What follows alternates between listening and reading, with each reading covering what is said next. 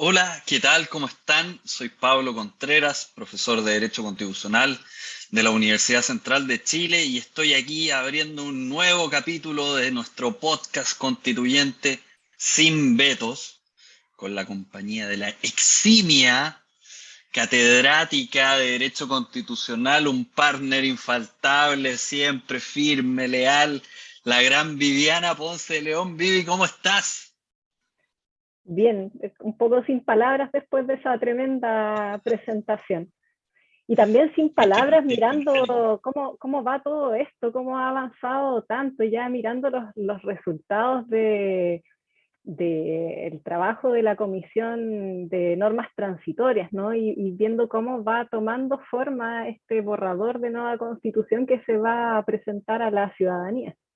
Semana clave, se terminaron de votar las normas transitorias, tenemos un borrador 3.0, esto es como el meme, el final, ahora sí que sí, 3.4 y no sé qué, pero claro, quedan menos de 3 semanas y se está acabando el proceso constituyente. Así es.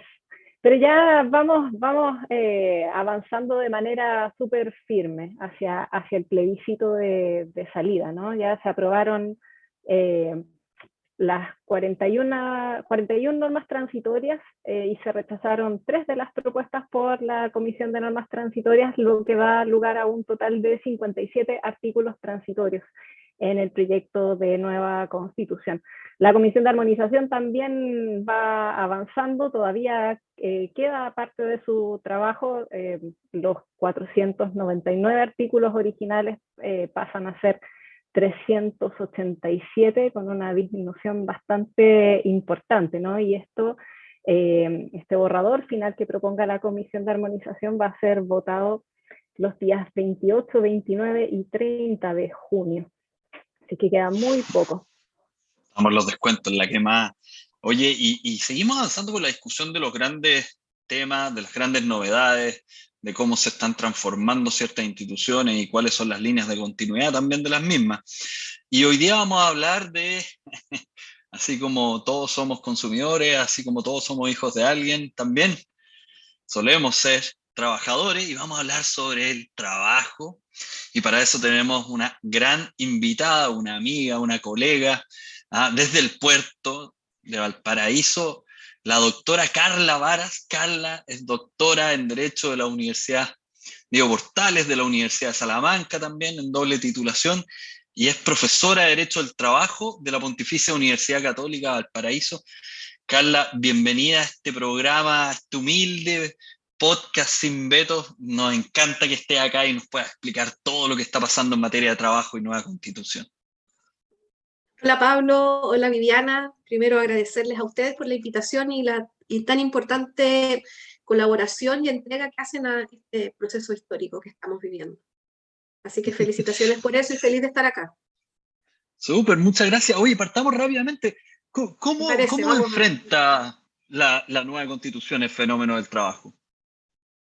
Mira, la nueva constitución en relación con las garantías laborales y el trabajo en sí hace un cambio de paradigma.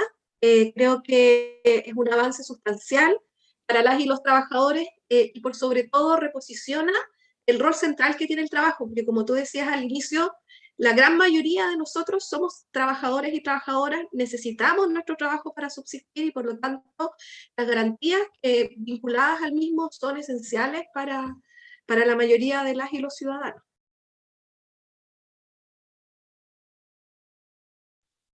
Por ahí uno, claro, pierde de vista a veces algunas cosas como esas.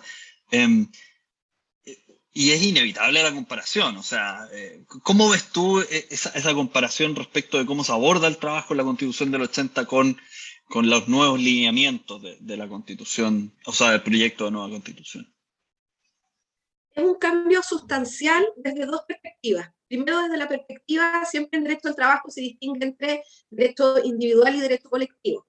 Entonces, desde la perspectiva de los derechos individuales de las y los trabajadores, es un cambio súper relevante porque la propuesta de nueva constitución lo que hace es robustecer las garantías mínimas vinculadas al trabajo, darles rango constitucional siendo que la Constitución de 1980 era bien mezquina respecto de eso, de los derechos sociales individuales.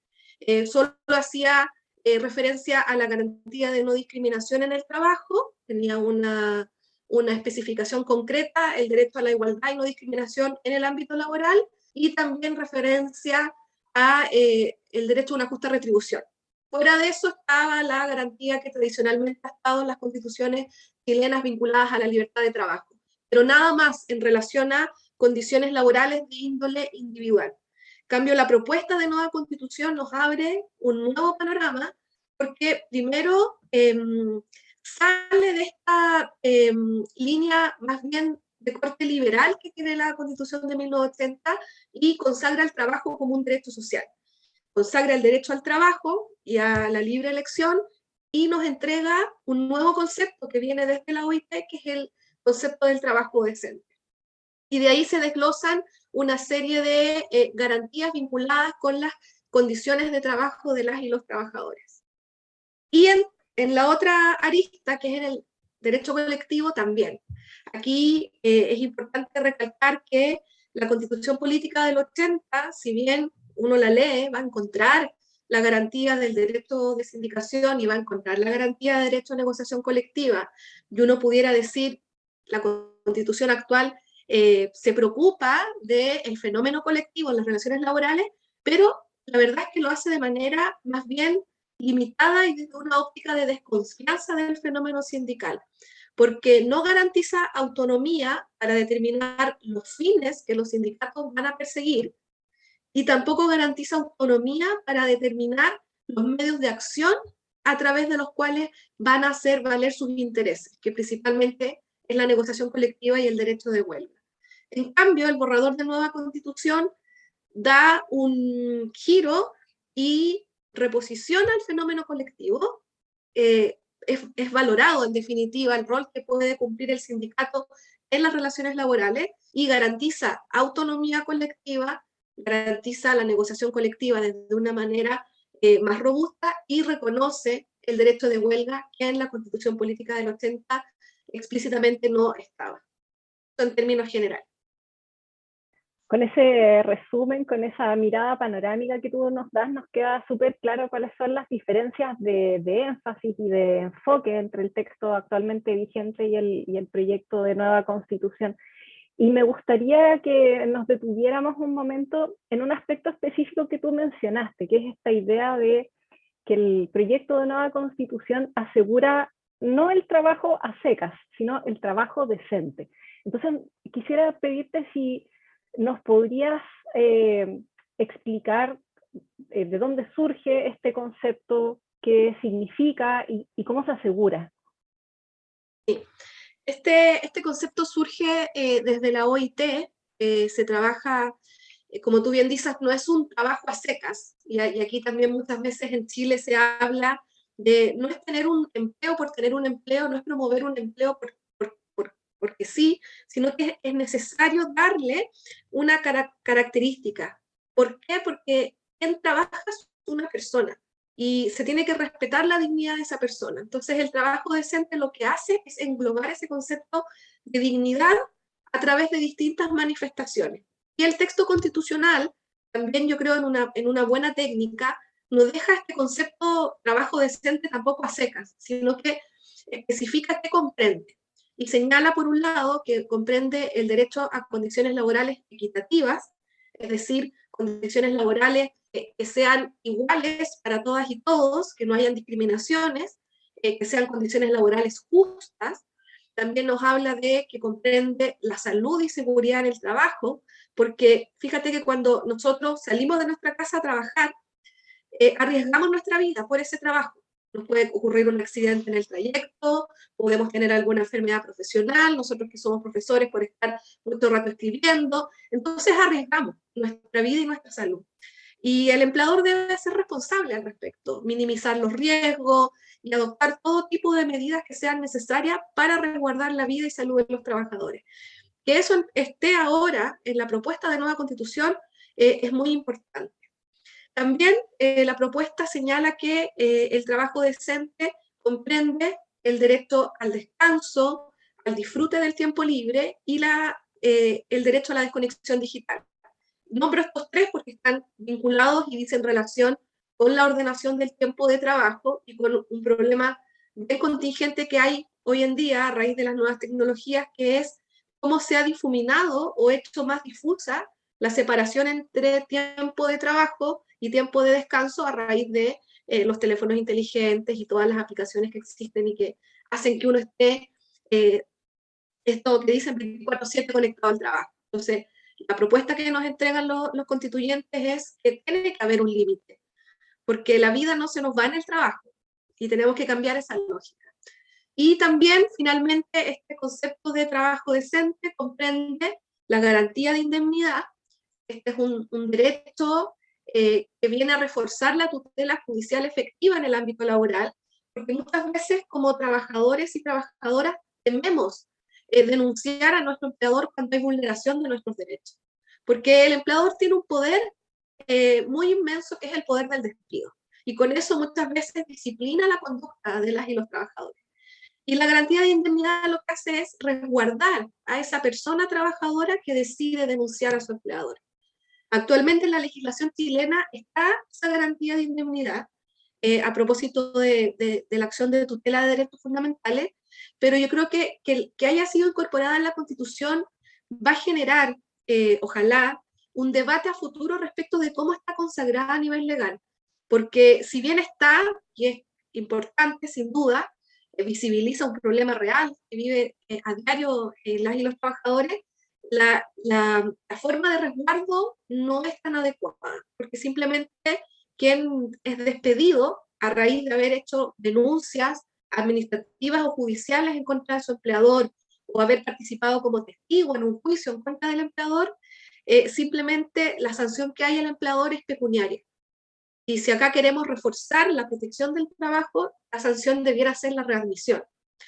Y finalmente, el derecho al trabajo decente también comprende el resguardo y garantía de los derechos fundamentales, no de los derechos laborales mínimos que conocemos típicamente, sino de los derechos fundamentales que poseemos en nuestra condición de ciudadanas y ciudadanos, que también son aplicables en la relación laboral. Oye, súper claro. A mí a veces me toca participar en algunos diplomados sobre Constitución y Derecho al Trabajo, pero claro, entonces lo que hoy día está en el 19, número 16, a propósito del derecho individual, bueno, hay varias novedades muy relevantes, pero yo te quiero mover a la otra parte, porque yo creo que las verdaderas novedades están precisamente en la otra parte, en el ámbito colectivo. Y te quiero pedir que nos puedas ayudar, digamos, a entender esto, porque efectivamente en Chile el ámbito de la actividad sindical es reducido, tenemos bajas tasas de sindicalización. Entonces, entender cuáles son los derechos que hoy día el proyecto establece es muy relevante para la actividad colectiva de los trabajadores. Y en ese sentido, quizás partir como cómo se estructura la libertad sindical, cómo se relaciona con la negociación colectiva en el proyecto de nueva Constitución. Sí, sí, como yo también concuerdo que acá está el núcleo del cambio y del avance en el ámbito colectivo. Primero porque la propuesta de nueva constitución consagra de manera integral el principio de libertad sindical, en un solo numeral. En la constitución del 80 teníamos dentro de la garantía de libertad del trabajo, la negociación colectiva y el derecho de huelga, y en una garantía aparte el derecho de sindicación, lo que no era coherente, porque son derechos que de alguna manera se relacionan. Entonces ahora tenemos la consagración de la libertad sindical como una garantía de carácter universal. ¿Qué quiere decir esto? Aplica tanto a los trabajadores del sector privado como del sector público y comprende todos los derechos que emanan de este principio, que son el derecho de sindicalización, el derecho de negociación colectiva y el derecho de huelga. Entonces hay una mirada integral por un lado, universal, que no la tenía la Constitución del 80, y también hay una mirada amplia de la libertad sindical. No es solo reconocerle a las y los trabajadores la posibilidad de organizarse, sino que además de ejercer medios de acción, para la defensa de sus intereses y para que esa organización tenga sentido y cumpla sus finalidades. Y entonces luego, la propuesta de nueva constitución nos va detallando qué comprende cada uno de estos derechos, partiendo por el derecho de sindicalización, donde se refuerza las distintas manifestaciones que tiene este derecho. En primer lugar, el derecho a constituir las organizaciones sindicales que se estimen convenientes en cualquier estructura y nivel, que la Constitución Política del 80 no lo garantiza. ¿Y esto qué implica en concreto? Las y los trabajadores podrán definir si se quieren organizar a nivel de empresa, si también quieren organizarse a nivel de rama, a nivel nacional, a nivel regional, a nivel comunal. Ellos decidirán cuál va a ser su estructura sindical. Junto con ello también se consagra la libertad de afiliación y desafiliación, se consagra la autorreglamentación, que también es una novedad, eso no estaba en la Constitución del 80, el principio de no injerencia en los asuntos sindicales, que también es una novedad. Y también está el principio de la personalidad jurídica para el sindicato. En relación a la negociación colectiva, tenemos dos importantes novedades que constituyen un avance desde la perspectiva del poder que deben detentar las y los trabajadores en una relación que es esencialmente asimétrica. La primera es la titularidad sindical en materia de negociación colectiva, que ha sido un tema súper debatido, que se intentó incorporar en la última reforma al derecho colectivo chileno, intervino el Tribunal Constitucional y eso no prosperó. Y una de las razones por las que no prosperó era precisamente que en la lectura que hace el Tribunal Constitucional de la Constitución de los 80, la negociación colectiva es un derecho de titularidad individual de cada trabajador y trabajadora. Entonces, el proyecto de nueva constitución opta por la titularidad sindical, entendiendo que, y esto es algo que es históricamente así, el órgano de representación de las y los trabajadores históricamente ha sido el sindicato, ningún otro órgano. El sindicato es el órgano con vocación de permanencia, con vocación de defensa de los intereses de la clase trabajadora, y es lógico entonces que sea el titular de este derecho a negociar con la contraparte social las condiciones comunes de trabajo, de remuneración y otras materias que atañen a los intereses de las y los trabajadores. Luego, también otro cambio relevante en materia de negociación colectiva es que en sintonía entonces con darle al actor sindical esta titularidad, es el actor sindical el que va a tener la autonomía para definir el ámbito o nivel de la negociación. La Constitución Política del 80 reducía la negociación colectiva al ámbito de la empresa. Y eso, en términos simples, implica menos poder negociador. En Chile, la mayoría de las empresas que dan empleo son micro, pequeñas y medianas empresas. ¿Qué poder negociador va a tener un sindicato compuesto por 20 trabajadores? O con la norma promocional que permite en Chile constituir sindicato con 8 trabajadores. ¿Qué poder van a tener 8 trabajadores en contra de la empresa para efectos de negociar? Entonces, tiene sentido, sobre todo en nuestro país donde no estamos con grandes empresas, mayoritariamente que dan empleo, tiene sentido esta autonomía para fijar el nivel de la negociación y mejorar en ese contexto dos cuestiones, el poder negociador y la cobertura. Que en Chile no solo hay problemas o déficit en materia de tasa de sindicalización, sino que la más preocupante es el déficit en cobertura de negociación, porque la negociación colectiva es el mecanismo clave para redistribuir la riqueza, que sabemos que en Chile está muy mal repartida. Y finalmente, trata y desarrolla el derecho de huelga con un avance sustancial, que es el reconocimiento explícito de este derecho fundamental. En la Constitución del 80 se hacía referencia para prohibirla, y luego también, nuevamente, todo esto es armónico, en sintonía con la autonomía del sindicato, el sindicato a su vez, y las y los trabajadores, porque la huelga no sigue la misma suerte de titularidad sindical, también puede ser convocada por trabajadores y trabajadoras no estando en un sindicato, pero lo importante es que se les confiere autonomía para definir qué tipo de intereses se van a defender a través de la huelga. Y esto es relevante porque esto implica avanzar desde una noción meramente contractual de la huelga. ¿Qué quiere decir esto?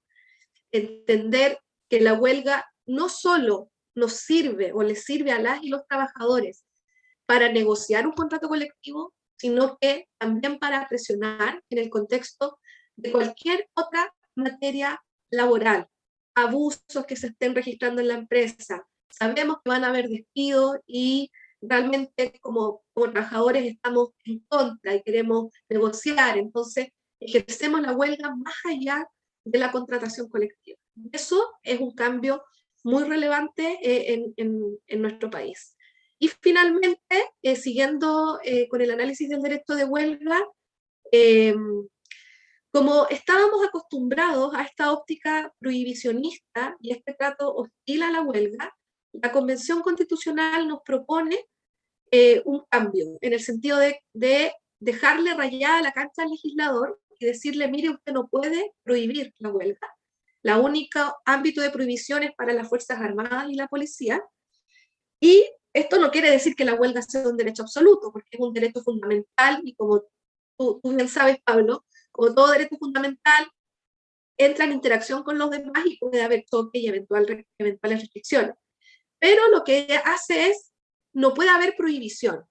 La regulación legal podrá fijar requisitos, sin duda, y además el constituyente también se preocupa en esta propuesta que en aquellos derechos más sensibles, derechos de terceros más sensibles, se admita que la huelga efectivamente tenga limitaciones, que principalmente son cuando entra en choque con la vida, salud o seguridad de todo o parte de la población.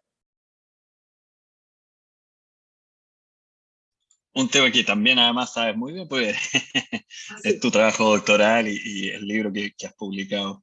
Ahí, Vivi, no sé, pues, sobre huelga, yo creo que hay que seguir conversando, ¿no? Yo creo que es un tema polémico. Claro, ha sido el tema más polémico, sí. Bueno, tú decías que la huelga puede perseguir varios propósitos, varios fines, ¿no? ¿Qué pasa con la huelga política en el proyecto de nueva constitución? ¿Tiene cabida, no tiene cabida? ¿Tiene algún régimen diferenciado? Sí, mira, es importante, el tema de la huelga sin duda ha sido el más polémico. Han habido ya críticas al respecto, casi que esto es incorporar la huelga insurreccional, pero eso no es así, porque estamos hablando, de hecho partimos el podcast configurando y hablando de las garantías fundamentales en el ámbito laboral. Entonces, siempre está el miedo del tema político. Hay que hacer una aclaración. El sindicato por esencia es un ente político, es un actor social más dentro del modelo democrático. Se preocupa de cuestiones políticas, incluso en el modelo de la Constitución del 80. O sea, el preocuparme de que haya mejores condiciones laborales, el preocuparme si un proyecto de ley va a ir en tal o en tal dirección, ir a las sesiones cuando convocan a los sindicatos, están haciendo actividad política, están preocupándose de temas políticos. Entonces, no hay que demonizar esa palabra.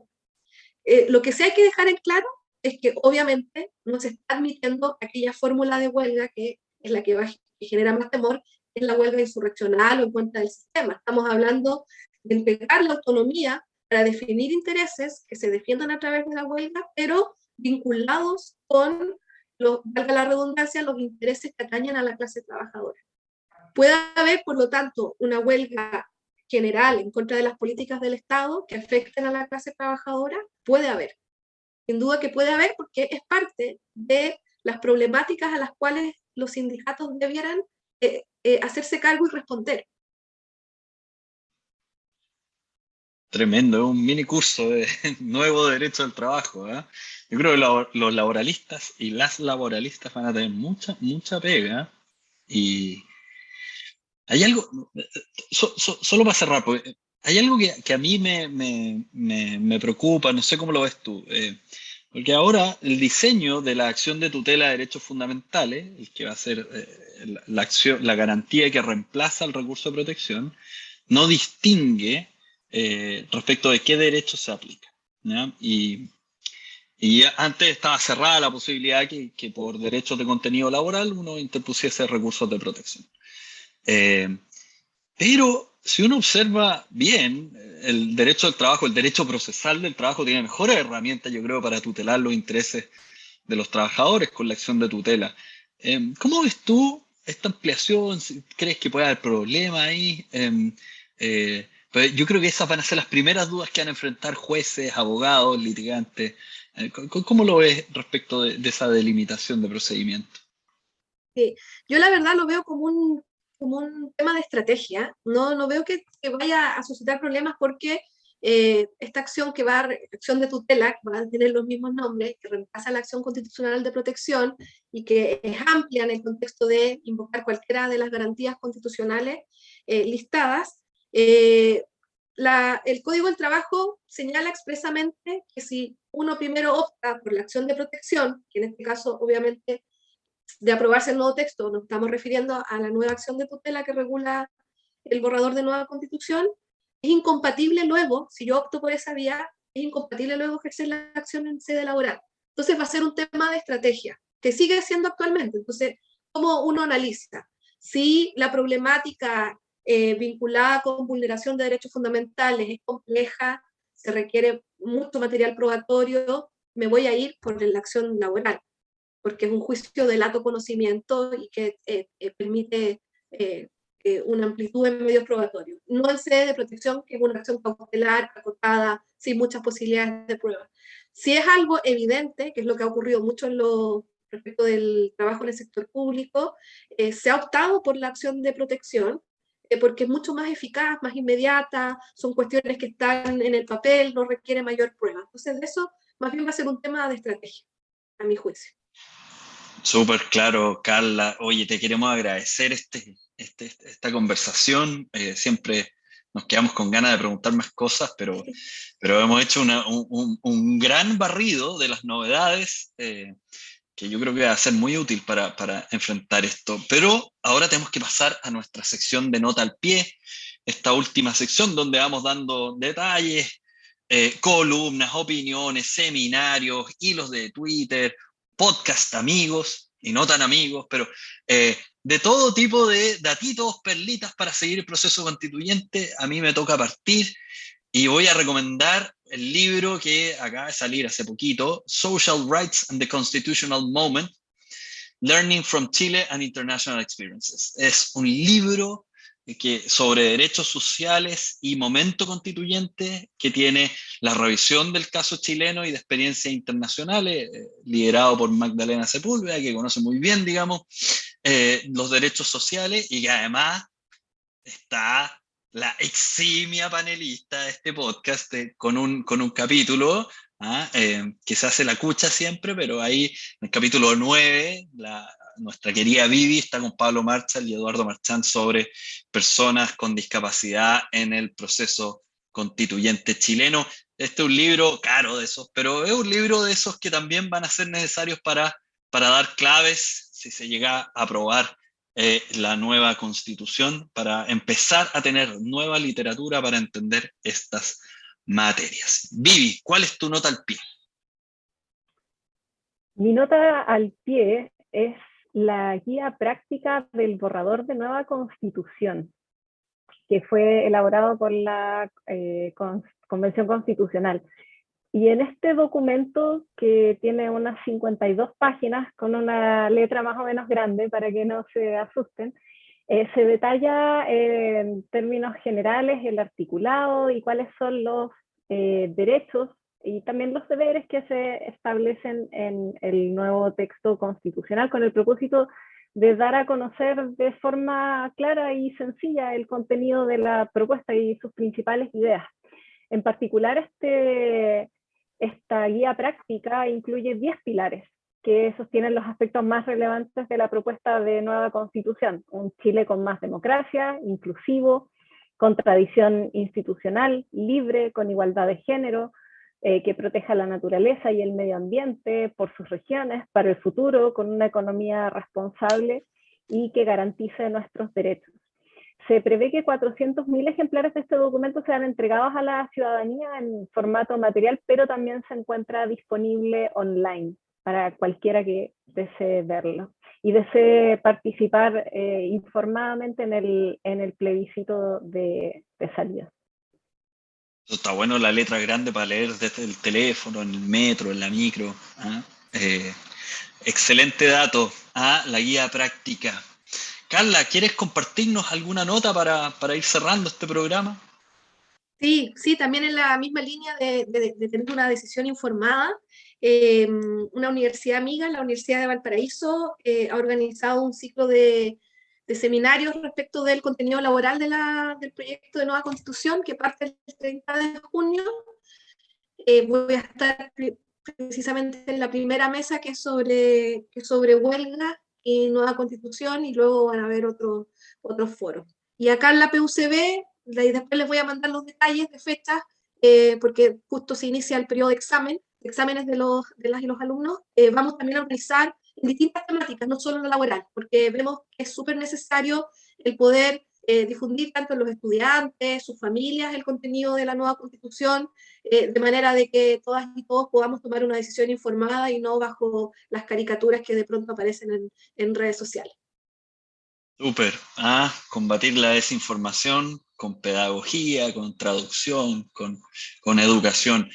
Oye, Carla, te queremos agradecer que te hayas podido hacer el tiempo para conversar sobre trabajo y nueva constitución. Esperamos después tenerte de nuevo en este o en otro podcast. Quién sabe qué vaya a pasar después del 4 de septiembre. Todo está abierto. Pero muchísimas gracias por haber estado hoy día disponible para conversar con nosotros. No, gracias a ustedes. Que estén muy bien. Oye, y que les Vivi, siga yendo bien. súper, muchas gracias. Vivi, nos juntamos en otra oportunidad. Hay que seguir pensando temas, hay de todo. Todavía queda harto por decir, todavía queda harto por conversar y todavía quedan estos mitos por derribar, ¿no? Así que seguimos conversando. Exactamente. Eso, bueno, este fue un nuevo capítulo de Sin Vetos. Soy Pablo Contreras, profesor de Derecho Constitucional de la Universidad Central, y nos estaremos escuchando y viendo en otra oportunidad. Nos vemos.